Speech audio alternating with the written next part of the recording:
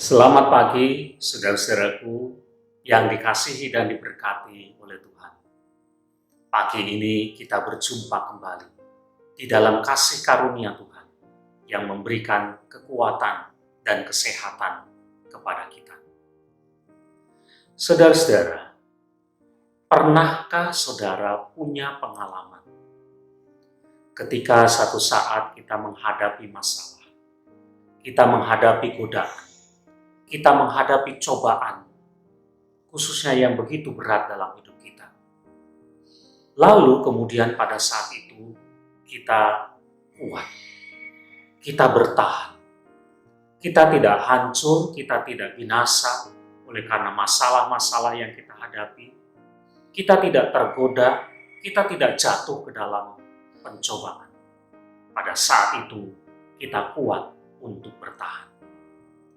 Nah, pertanyaannya adalah, dari mana datangnya kekuatan itu sehingga kita bisa menghadapi berbagai persoalan dalam kehidupan kita? Tentu saja saudara, bukan datang dari diri kita.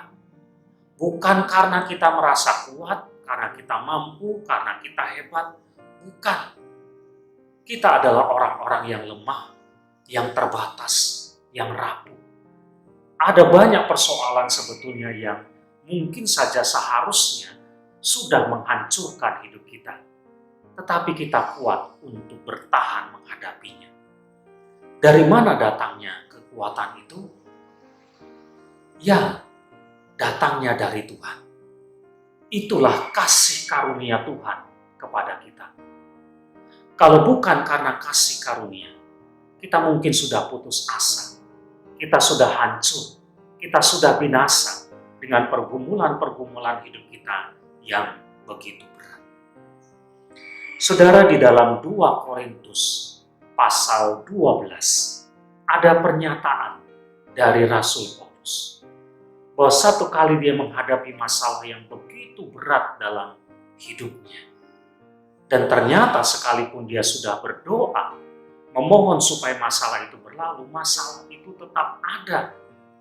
Tetapi dia mengatakan, aku kuat, aku rela menghadapi semuanya itu. Apa yang membuat Rasul Paulus kuat menghadapi persoalan dalam hidupnya? Dia katakan, karena kasih karunia Tuhan itu cukup.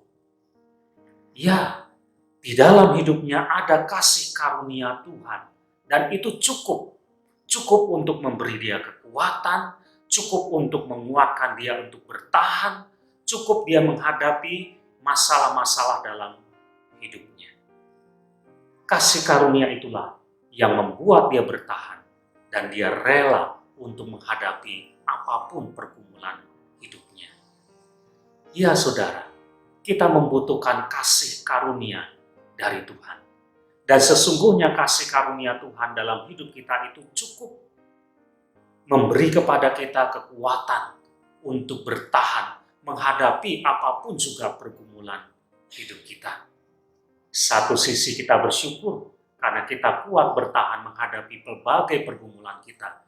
Tapi itu bukan karena kekuatan kita. Itu semata-mata karena kasih karunia dari Tuhan. Amin.